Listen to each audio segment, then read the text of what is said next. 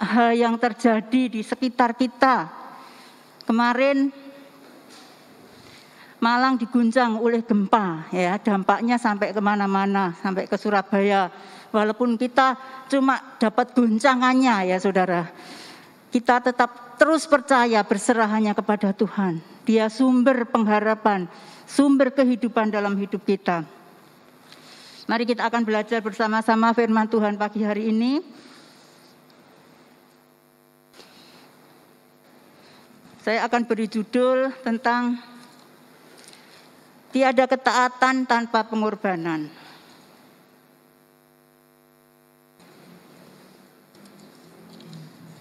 Judulnya sungguh indah, ya saudara. Jadi kalau kita mau taat, ya, taat itu mesti harus ada pengorbanan, ya. Tidak ada orang taat enak-enakan, tidak ada orang taat maunya sendiri. Pasti ada pengorbanan. Ya, firman Tuhan pagi hari ini mengajar kita. Kita disuruh belajar dari teladan Tuhan Yesus yang menjadi Tuhan dan Juru Selamat kita. Banyak orang Kristen, saudara, kalau ditanya, beberapa orang ada yang menjawab, kenapa kamu kok ikut Tuhan Yesus? Ada yang mengatakan, karena dia anak Allah yang dapat membuat mujizat. Ada lagi yang mengatakan, karena dia dapat menyembuhkan setiap orang yang sakit. Ada orang yang mengatakan melalui karyanya dan pengajarannya yang penuh hikmat, sehingga aku mau ikut, ya. Jadi ada beberapa orang yang seperti itu karena mujizat, karena dia dapat menyembuhkan orang sakit, karena pengajarannya luar biasa, ya. Itu semua tidak ada salahnya, ya. Jadi pengajaran yang sungguh luar biasa, ya. Kebenarannya yang luar biasa itu. Tapi pagi hari ini kita mau belajar apa yang inti dari setiap kita mengikut Tuhan, saudara. Pada hakikatnya bahwa Tuhan itu adalah Allah kita yang taat. Ketaatannya ini yang selalu dia berkenan di hadapan Bapa. Dia taat kepada perintah Bapa. Dia taat apa yang menjadi kehendak Bapa dalam hidupnya. Makanya kita akan baca Yohanes 4 ayat 34.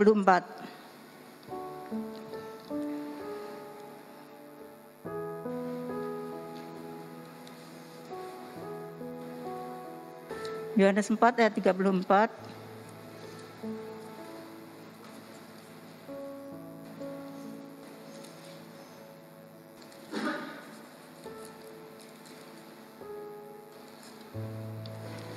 Kita baca sama-sama, ya saudara. Kata Yesus kepada mereka, makananku ialah melakukan kehendak Dia yang mengutus aku dan menyelamatkan pekerjaannya. Jadi setiap saat, setiap apa karya Tuhan, ya, setiap karya Tuhan yang dilakukan itu menjadi makanan Tuhan, ya. Orang kalau makan itu kan setiap hari mengunyah, dinikmati, ya Tuhan, ya saudara. Jadi kalau kita makan setiap hari itu kita nikmati, tidak, wah rasanya kok gimana makanan ini, nggak ada rasanya. Pasti ada rasa pedas, pahit, kecut, manis, ya saudara. Jadi kalau Tuhan Yesus, Dia setiap hari melakukan karyanya, itu karena Dia melakukan setiap hari sebagai makanannya. Saudara, ketaatan total harus selalu menyatu dengan dalam kasih, keadilan dan keselamatan bagi sesamanya. Jadi ada orang yang taat, saudara, kepada pemimpin, ya, pemimpin rohani. Bahkan dia rela untuk mengorbankan anak-anaknya, mengorbankan istrinya, saudara, mengorbankan harta bendanya. Saya punya saudara-saudara, dia Kristen, tapi dia juga ikut aliran kepercayaan. Apa yang dilakukan? Dia punya satu guru, ya, pemimpin, namanya Mbah siapa gitu, ya saudara. Jadi ketika mertuanya itu sakit, guru itu bilang, pemimpin ini bilang, jangan datang. Kalau sakit jangan datang, kamu sampai meninggal. Betul, saudara. Orang ini nggak pernah datang menjenguk belas sampai mertuanya itu meninggal.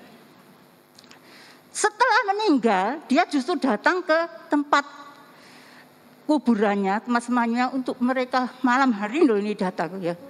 Malam hari dia datang untuk apa? Gak tahu, untuk kasih menyan, untuk berdoa. Dia lakukan, dia pikir lakukan itu benar ya. Dia lakukan karena pemimpinnya mengatakan seperti itu ya. Jadi pemimpin itu dampaknya sangat luar biasa kepada anak buah. Kalau pemimpinnya ngomongnya salah, maka anak buahnya akan berlaku salah juga. Sampai saat ini orang ini tetap menganut aliran kepercayaan walaupun dia percaya Tuhan Yesus ya. Saudara, kalau kita melihat kejadian yang di Makassar ya saudara, bom bunuh diri, teroris itu dia sangat taat saudara. Dia taat sekali pada pemimpinnya. Bahkan dia belajar. Pelajarannya itu luar biasa. Dia bisa memanah dari jarak jauh sampai dia belajar tentang merakit bom, belajar apa-apa. Karena pemimpinnya mengajarkan seperti itu. Jadi setiap orang yang menganut ajaran itu salah, dia lakukan, dia akan juga dia akan menanggung akibatnya. Ya. Jadi kita bersyukur. Kita punya Bapak Ibu Gembala di tempat ini mengajarkan kebenaran firman Tuhan kepada kita semua untuk taat ya. Selalu kita bersekutu ya. Kita banyak doa. Kita tetap terus percaya.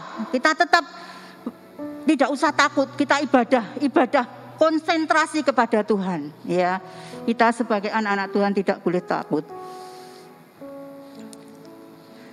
Ketaatan akan bernilai ketika dinyatakan secara konsisten setiap waktu dan sampai awal akhir hidupnya.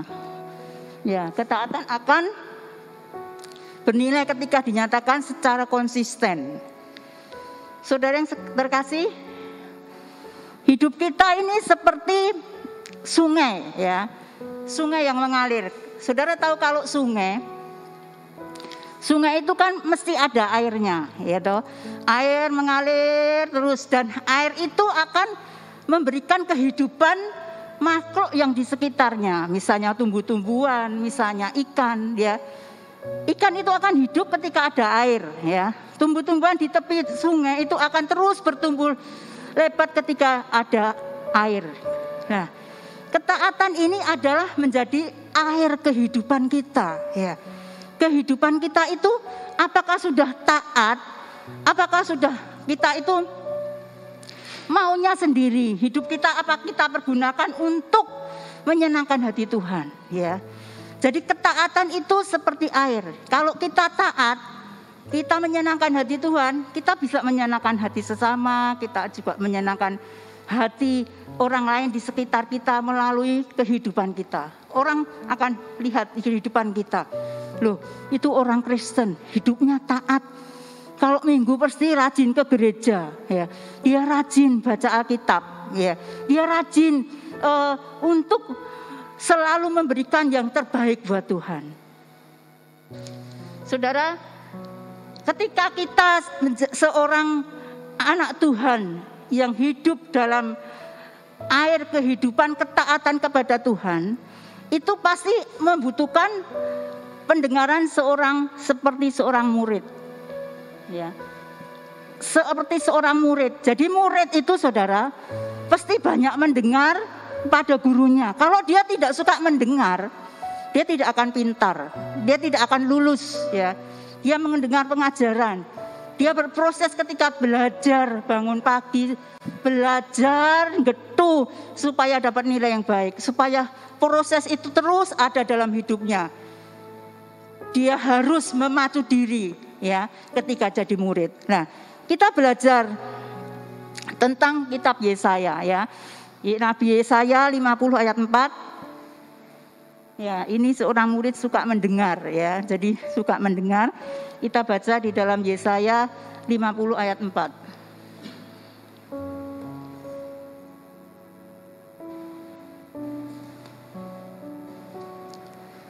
Tuhan Allah telah memberikan kepadaku lidah seorang murid, supaya dengan perkataan aku dapat memberi semangat baru kepada orang-orang yang letih lusuh. Setiap pagi ia mempertajam pendengaranku untuk mendengar seperti seorang murid.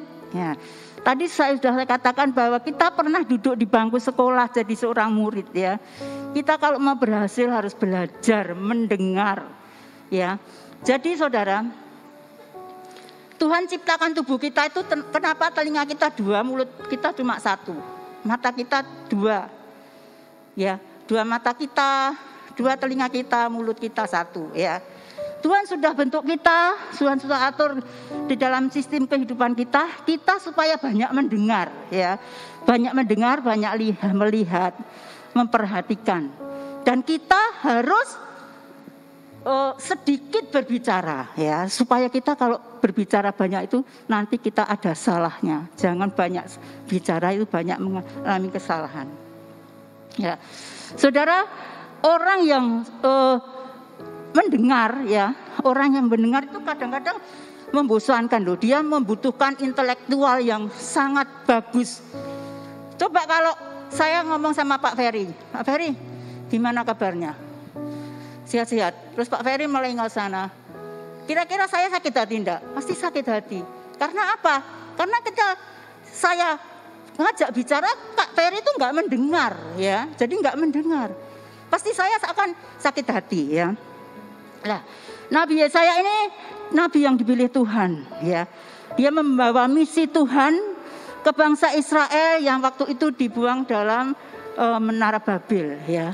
Di Menara Babel dia harus menyampaikan ya kabar baik, menyampaikan firman Tuhan kepada Raja Ahaz ya. Raja Ahaz, raja yang terkenal jahat, raja yang terkenal memberikan tuntutan kepada warganya, kepada rakyatnya untuk menyembah berhala, saudara. Jadi harus menyembah berhala ya. Terus dia juga harus memberikan anak-anak itu jadi pengorbanan, harus dipersembahkan ya kepada Baal. Seperti itu ya. Ya.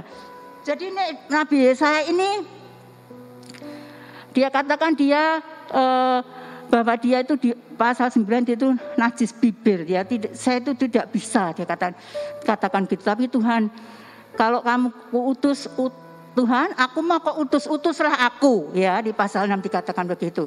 Nah, tapi Yesaya itu tidak diam aja, wis utusan Tuhan, tapi Nabi Yesaya itu karena dia membawa misi Tuhan, dia memperlengkapi diri ya.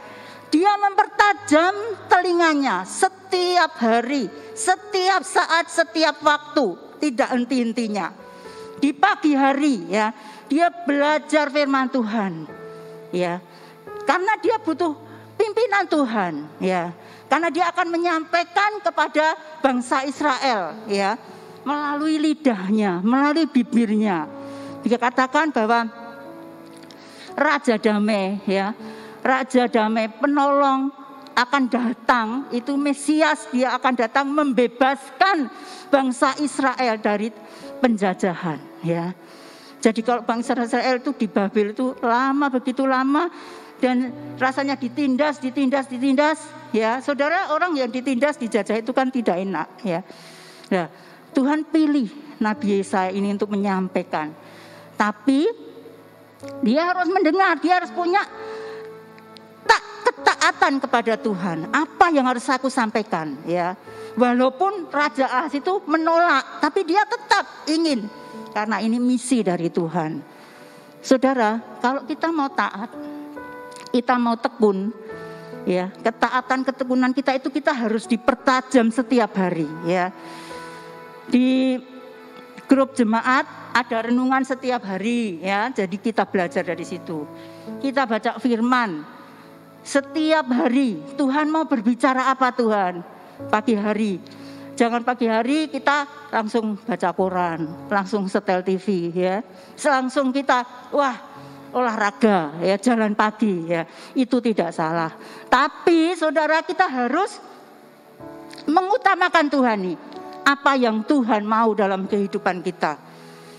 Tuhan mau kita dipertajam setiap hari mendengar dan kita melakukan firman Tuhan. Supaya hidup kita ketika kita berbicara, lidah mulut kita itu ada kuasa ya saudara. Kalau kita ada kuasa, kita menjadi berkat seperti sungai tadi. Kalau kita seperti sungai kehidupan kita taat kepada Tuhan, kita akan menjadi berkat bagi sesama kita, jadi tetangga, keluarga kita, di jemaat, di gereja. Tapi kalau hidup kita tidak ada ketaatan, maunya sendiri, maunya kalau ditegur egonya langsung muncul ya, terus begitu langsung merah telinganya ya. Karena kita harus siap ya, kita tekun itu kita justru banyak benturan saudara. Banyak benturan ya. Ada gambar di sini air terjun ya saudara. Air terjun itu kan datangnya dari gunung ya. Dia dari gunung terus dia mengalir ya. Sungai itu mengalir, air itu mengalir jernih. Pasti air itu jernih dari gunung. Ketika air itu jernih dari gunung, dia akan mengalir, dia akan berbenturan air itu dengan batu-batu ya, dengan batu-batu yang keras, batu-batu yang keras. Tapi air ini kok tidak berhenti di atas saja, air ini terus mengalir. Dia akan melewati batu-batu itu dan dia akan terus sampai mengalir ke sungai-sungai ya. Itu air terjun ya, berbenturan dengan batu yang keras. Saudara, kita juga ya, ketaatan yang murni ya, yang tidak palsu ya. Kalau kita taat sungguh-sungguh, kita mau dibentuk Tuhan ya, kita tetap seperti air jernih. Hidup kita itu akan terus memancarkan sinar kasih Tuhan, saudara. Tapi kalau air itu menjadi keruh ya, dari menjadi keruh, sudah tidak ada artinya. Orang kadang-kadang di pegunungan itu kan sumber mata airnya, orang mengambil seperti air pam yang kita minum sehari-hari itu kan sumbernya dari pegunungan. Jadi air itu bersih diambil untuk minum, untuk konsumsi, untuk kegiatan setiap hari manusia ya. Nah, kita juga seperti itu. Air keruh kalau sudah tidak berguna, dia akan keruh, tidak berguna ya. Jadi hidup kita kalau sudah keruh misalnya ya, kita berbenturan ya. Semakin kita taat, semakin kita tekun saudara, ikut Tuhan itu pasti ada masalah ya. Karena Tuhan uji kita seperti emas yang murni ya. Diuji terus di perapian. Kita juga seperti itu, dibentuk Tuhan, benturan antar teman sesama pelayan Tuhan, teman gereja ya. Berbenturan dengan misalnya di kantor kita, berbenturan dengan teman ya, pemimpin kita mungkin menegur kita.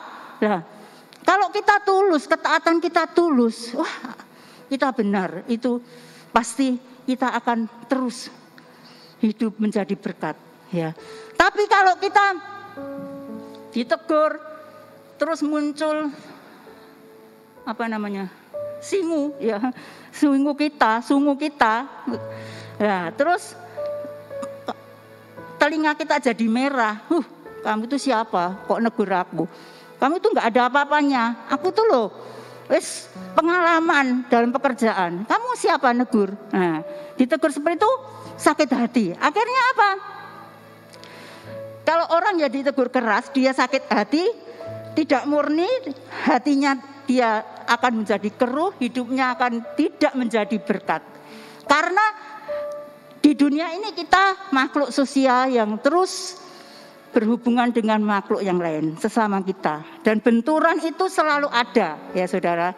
Jadi kalau kita dibentuk Tuhan seperti air terjun itu yang jernih, kita mau Tuhan, aku mau Tuhan, bentuklah aku ya, ubahlah aku.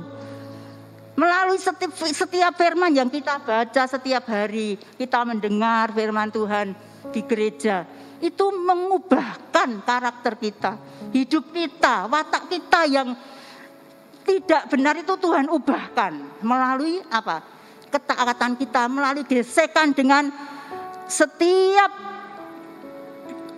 teman kita, setiap keluarga kita, ya. Apalagi saudara masa pandemi ini di rumah terus, ya saudara. Jadi kalau di rumah terus itu rasanya bosen. Anak-anak belajar di rumah. Saya kalau anak saya masuk, saya dititipi sama cucu-cucu, ya. Jadi cucu 3 kumpul di rumah, dan itu membuat juga rasa agak-agak memakan energi, ya saudara. Jadi yang satu belajar, yang satu juga main, yang satu nggak mau diganggu, ya harus menyelesaikan pekerjaan rumah. Tapi saya tahu ini pembentukan sebagai seorang nenek, saya harus mau memberikan waktu untuk keluarga, ya. Jadi ketika kita bersama-sama dengan keluarga itu suami istri selalu benturan, ya, salah paham, ya.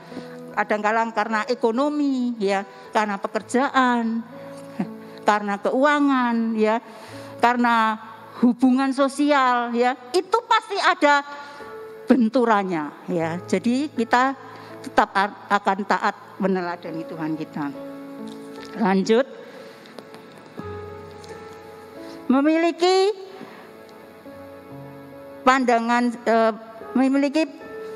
pandangan seorang murid, ya.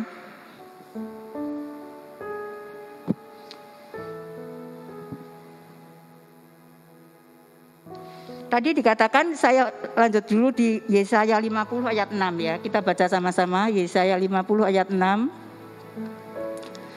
Aku memberi punggungku kepada orang-orang yang memukul aku, dan pipiku kepada orang-orang yang mencabut janggutku. Aku tidak menyembunyikan mukaku ketika aku dinodai dan diludahi, ya. Ini panggilan seorang hamba Tuhan Yesaya ini. Dia mengutarakan dirinya sendiri ini pasti ketika dia tampil jadi seorang nabi, membawa misi Allah, ya, menegur Raja Ahaz, ya. Mereka pasti Nabi Yesaya ini merasakan bagaimana dia itu dicaci maki, ya, dihina, ya. Kamu itu siapa? Ya, dia tidak mau mendengar suara Tuhan. Dia tidak mau karena siapa kamu itu? Ya, itu Raja Ahaz yang sangat jahat dan keras kepala itu. Nah, tapi karena dia sering dengar-dengaran, dia harus menyampaikan, ya, dia menjadi seorang murid, seorang hamba Tuhan yang mau dengar-dengaran dan menyampaikan perkataan Tuhan kepada Raja Ahaz. Dia harus taat kepada Tuhan. Nah, dia sampaikan itu melalui mulut dan lidahnya, bibirnya. Walaupun dia dihina, dicaci maki, tidak diorangkan, mungkin ya dia diomongi yang tidak benar, tapi tetap Nabi Yesaya itu maju, ya. Kemudian ketaatan tidak pernah terlepas dari luka-luka penderitaan, ya. Jadi kita tadi sudah belajar tentang kita terbentur dengan batu-batu, ya. Ya, ketika kita dalam hidup kita ada luka-luka penderitaan, ya. Karena ketaatan kita jangan menjadi loyo. Karena kita jangan menjadi lemah, ya. Kita harus maju, ya. Kita kalau jadi orang benar kita harus maju. Mungkin di Indonesia ini saudara, kita adalah kelompok minoritas, ya. Mungkin di pekerjaan kita dikucilkan, ya. Mau naik pangkat itu susahnya bukan main, ya. Pasti setiap pemimpin cari yang mayoritas, ya. Jadi di dalam pekerjaan pasti seperti itu. Di masyarakat juga seperti itu, saudara. Ya, mungkin cari orang yang mayoritas, cari pemimpin yang mayoritas.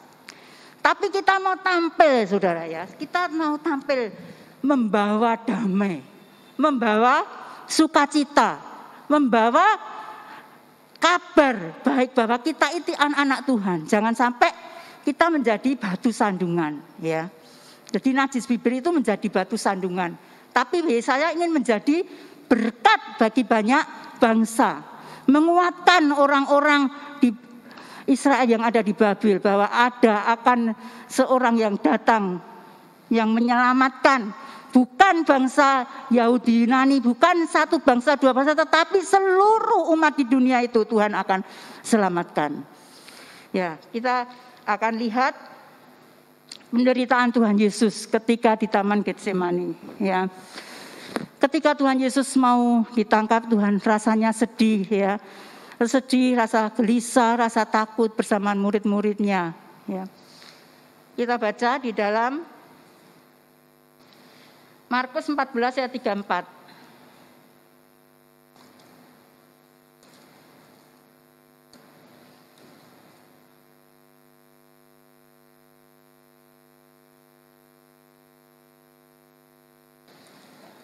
Markus 14 ayat 34 ya.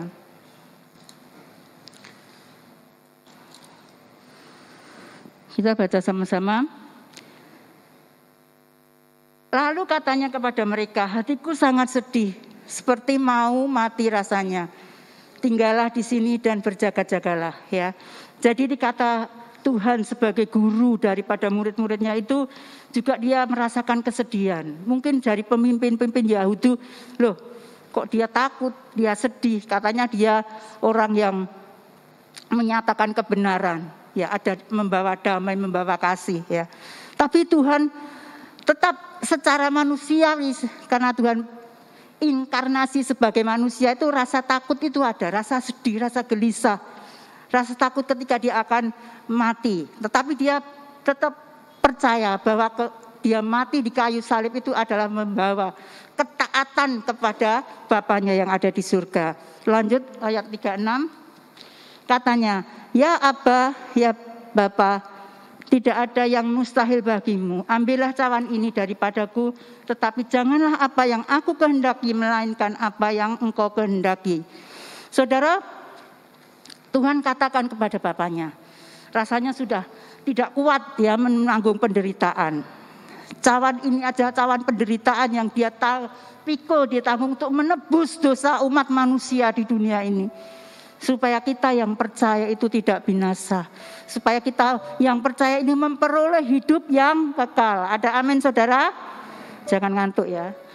Nah, jadi saudara, kita sebagai Tuhan, kita bersyukur ya punya Tuhan yang mau rela mati, mengorbankan dirinya di kayu salib. Bukan kehendakku, tapi kehendak-Mu lah yang terjadi. Tuhan mau ya, ini hidupku Tuhan. Kalau Tuhan itu tadi saya katakan karakter salah satunya itu ketaatannya kepada Bapa sampai mati di kayu salib menanggung dosa-dosa umat manusia. Saudara yang terkasih, inkarnasi Tuhan Yesus menjadi manusia ya, dia enak bertakhta di surga. Tapi dia mau turun ya menjadi manusia supaya manusia itu tidak binasa. Dosa-dosanya diampuni supaya kita tidak masuk dalam neraka, api neraka. Tapi karena kasih Tuhan, begitu besar kasih Tuhan akan dunia ini. Yohanes 3:16, maka Ia mengaruniakan putranya yang tunggal. Ketika berinkarnasi saudara, Tuhan Yesus merasakan apa yang dia rasakan di dunia ini. Ya dihina, ya disakiti, ya diludahi, ya dipukul sampai dia mati di kayu salib. Kita momen ini adalah memperingati hari Paskah. Tapi ketika kita memperingati Paskah penderitaan Tuhan ini, Tuhan yang rela mau mati itu justru tadi temanya tiada ketaatan tanpa pengorbanan, ya. Jadi pengorbanan, ketaatan pengorbanan Tuhan di kayu salib ketika dia berinkarnasi menjadi manusia. Itu Tuhan mengasihi kita semua supaya kita orang-orang yang seharusnya dihukum masuk dalam neraka tidak binasa, saudara. Kita kalau orang Farisi dikatakan ya, orang-orang Yahudi mengatakan dia menyalahpahami Tuhan, ya. Oh, katanya dia penuh kasih, bawa damai, ajarannya tentang kasih, kok dia mati ya. Tapi Tuhan menyatakan kalau Tuhan mati, Tuhan tidak mati terus saudara. Tuhan bangkit pada hari yang ketiga. Dan kita adalah menjadi pemenang-pemenang. Tuhan sudah mengalahkan maut. Saya akan kasih contoh pengorbanan seseorang misionaris, seorang hamba Tuhan yang di India, di Calcutta, dia berdarah Albania. Dia meninggal tahun 1917.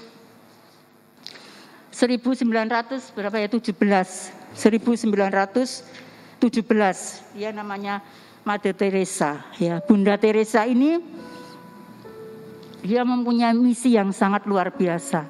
Walaupun dia harus berjuang ketika dia seperti saya tadi, ketika dia mendengar dan taat, ya. Kalau kita mendengar, kita harus taat, ya.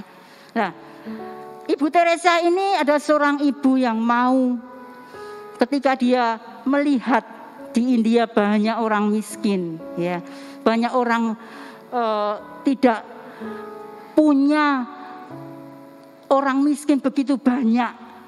Terus Ibu Teresa ini punya satu tujuan, ya.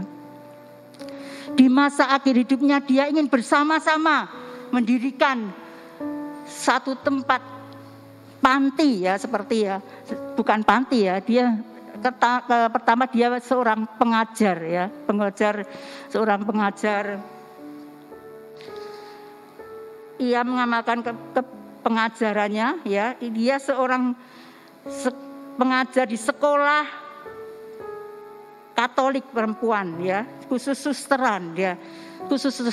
Dan dia punya hati, mempunyai misi mengangkat orang-orang miskin itu. Dia tidak jijik, ya. Dia kalau kadang-kadang orang yang sudah menjadi hamba Tuhan besar kan jijik, ya, kepada orang-orang yang miskin. Dia maunya orang yang berlevel. Tapi Bunda Teresa ini justru dia ingin mengangkat. Dia ingin mengamalkan ajaran Kristus itu kepada, bersama-sama dengan penderitaan, dia empati kepada orang-orang miskin, saudara. Dia ingin menolong agar mereka bisa menemukan kedamaian di akhir hidupnya.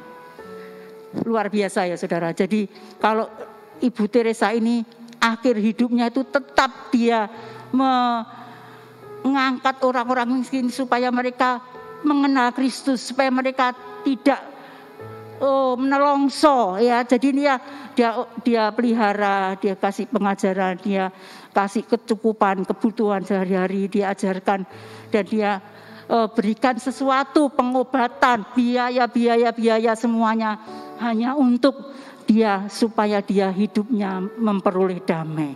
Dan dia mengenalkan kasih Kristus kepada setiap orang-orang yang miskin yang belum percaya kepadanya. Bahkan dia juga mendirikan panti rehabilitasi lepra, saudara. Kalau orang yang sudah duduk di pendidikan tinggi, di jabatan yang tinggi, tidak semudah itu, ya. Kita ingat almarhum Jim juga mendirikan panti asuhan, ya, dari orang-orang yang terbuang, ya, sampai dipelihara, disekolahkan, dikasih makan, ya, dikasih kerohanian sampai hidup, lulus dari panti.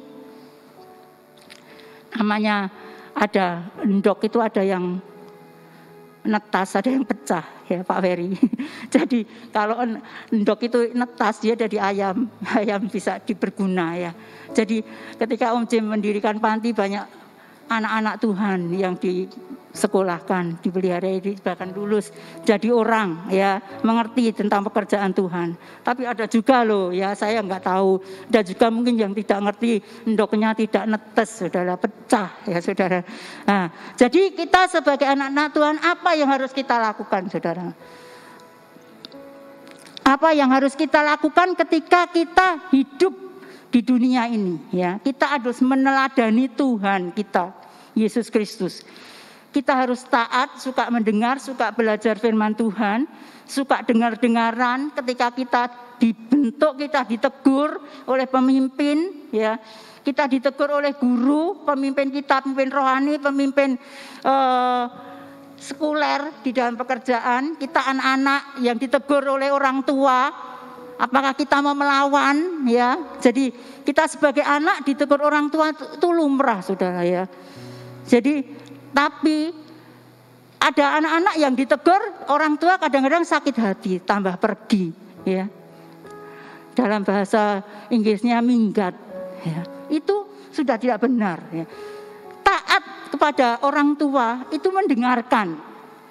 Enggak ada orang tua itu kalau kasih nasihat itu menyesatkan, pasti dia memberikan yang terbaik.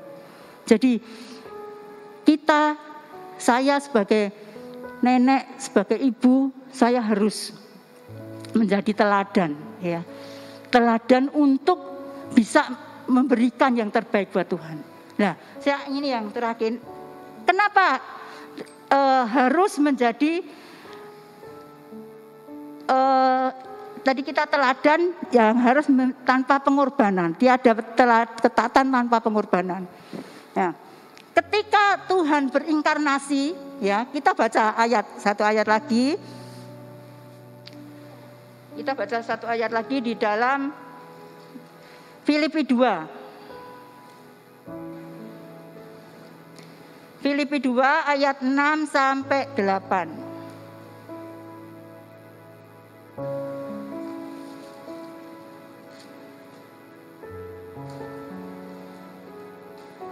Filipi 2 ayat 6 sampai 8 ya. Yang walaupun dalam rupa Allah tidak menganggap kesetaraan dengan Allah, ia sebagai milik yang harus dipertahankan, melainkan telah mengosongkan dirinya sendiri dan mengambil rupa seorang hamba dan menjadi sama dengan manusia. Dan dalam keadaan sebagai manusia ia telah merendahkan dirinya dan taat sampai mati, bahkan sampai mati di kayu salib. Ada amin saudara? Ayat ini sungguh luar biasa ya. Jadi ketika berinkarnasi jadi manusia tuh dia mengosongkan diri. Apa artinya mengosongkan diri saudara? Jadi orang yang merendahkan hati, mengosongkan diri itu dia tidak akan memikirkan diri sendiri ya. Dia tidak akan memikirkan pribadi mereka sendiri ya. Tidak ada orang yang mau mati untuk orang yang seperti kita ini selain Tuhan Yesus. Tuhan Yesus mau mengosongkan diri ya. Dia taat, dia mengosongkan diri. Dia mau menjadi teladan. Dia mau memilih mengutamakan anak-anaknya, mengutamakan orang lain supaya orang lain tidak binasa tapi beroleh hidup yang kekal. Jadi mengosongkan diri itu dia mengutamakan orang lain. Seperti tadi Ibu Teresa tadi juga mengutamakan orang lain, tidak memikirkan dirinya sendiri, saudara. Akhir hidupnya sampai akhir hidupnya dia bergumul dengan orang-orang yang miskin, orang-orang supaya diselamatkan. Nah, sekarang apakah kita sebagai anak-anak Tuhan, apakah kita mengutamakan diri kita sendiri atau mengutamakan orang lain? Mari kita bertanya di dalam setiap hati kita, diri kita, Tuhan, apakah kau ini orang yang egois? Apakah aku orang yang mementingkan diri sendiri ya? Ketika ada orang lain membutuhkan aku, apakah aku tuh mau membantu ya? Saudara, barusan saya punya pengalaman, saudara. Saya dulu di Skutisari ada sekolah minggu ya. Beberapa anak ketika saya bekerja, saya ambil bagian, saya bantu mereka ya untuk mengasih SPP, bukan membantu orang tua, berapa orang tua saya kasih SPP, saya bantu ya saudara, supaya dia dapat sekolah ya. Karena di negeri kalau dia tidak berpenduduk di Surabaya, tidak punya KTP Surabaya, tidak bisa masuk negeri, harus masuk swasta. Sedangkan sekolah swasta mahalnya bukan main. Dia tidak mampu, anaknya bukan satu, lebih dari satu. Saya mengambil bagian ini, saya rasanya bersyukur bisa membantu orang lain ya. Waktu itu saya masih bekerja ya. Ya, kemarin itu ada bapak dari anak sekolah minggu itu datang ke rumah, saudara. Waktu dia datang, dia banyak mengeluh kesah ya.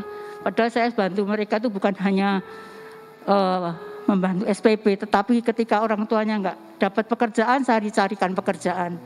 Ketika saya carikan pekerjaan, memang orang ini modelnya enggak mau rekoso ya, mau banting tulang, saudara. Sudah dapat pekerjaan enak-enak, saya sama orang murid bilang, tolong saya minta carikan pekerjaan untuk bapak dari orang tua murid sekolah minggu saya. Dicarikan pekerjaan, saudara. Tidak punya SIM, dicarikan SIM, ya. Sudah pagi-pagi datang ke rumah, minta uang bensin, saya kasih, ya. Karena saya kasihan, ya saudara. Nah, kemarin itu datang, saya bilang dia mengeluh kesah, dia tidak punya ini, dia pekerjaannya kehilangan pekerjaan, saudara, dan dia harus membiayai sekolah anaknya, kos lagi, ya saudara. Saya berpikir, Tuhan, sebelum saya membawakan firman Tuhan ini, saya sendiri tahu, ya. Saya sendiri tahu, oh ya, saya harus taat dan saya harus mengosongkan diri membantu. Saya bilang, walaupun saya tidak bekerja, ya, maaf, ya sebentar lagi ya, 2 menit lagi. Saya harus membantu, ya. Saya bilang, saya sudah nggak kerja Pak, ya. Pandemi ini semua banyak orang seperti ini mengalami, bukan Bapak tok. Ya. Tolong Bu carikan kerjaan saya, tolong carikan kerjaan saya. Akhirnya dia, kalau dia mau pinjam uang, saya nggak kasih, ya. Saya kasih Bapak, tapi saya tidak meminjami. Daripada Bapak saya pinjami tidak bisa mengembalikan, saya bilang, ya itulah, ya saudara. Jadi kita dituntut. Ketika kita sebagai anak Tuhan, maka kita berkorban. Ketika kita taat kepada Tuhan, kita harus berkorban, saudara. Ya, kata suami saya, kamu itu mesti kasih. Ya, biar dia berusaha, jangan dikasih ikan, tapi kasih pancingnya. Iya, tapi karena zaman seperti ini, walaupun saya juga harus membantu mencarikan pekerjaan dia lagi, tapi dia butuh. Jadi nggak apa-apa kita kasih, kita harus menabur benih. Ya. Saudara, maaf, waktunya sudah lewat ya. Jamnya itu cocok ya Bu Nika? sorry sudah lewat ya. Terima kasih waktunya untuk Bapak Gembala yang sudah ngasih kepercayaan kepada saya. Kita nyanyi satu lagu terakhir, saudara. Ku mau hidup seturut kehendak Tuhan.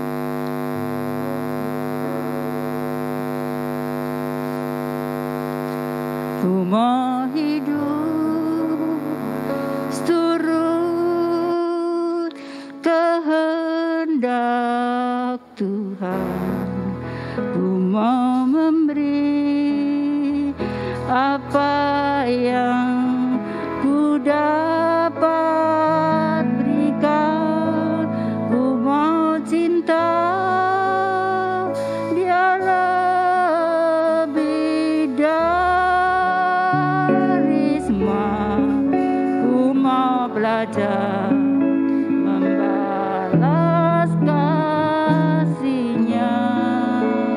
sekali lagi, waktu saya kembalikan Bapak Gembala. Ku mau hidup turut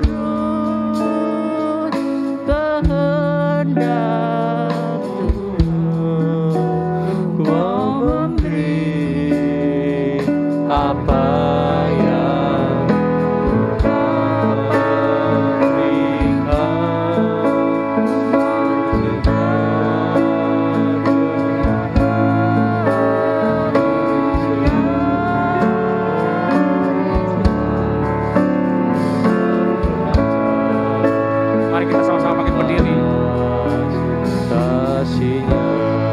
Tuhan, terima kasih kalau Tuhan menghendaki kami untuk taat sampai mati, taat meskipun menderita.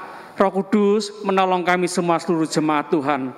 Kami mau seperti Tuhan Yesus. Suatu kehormatan kami melakukan kehendak Tuhan. Terima kasih Tuhan, terima kasih, kami bersyukur.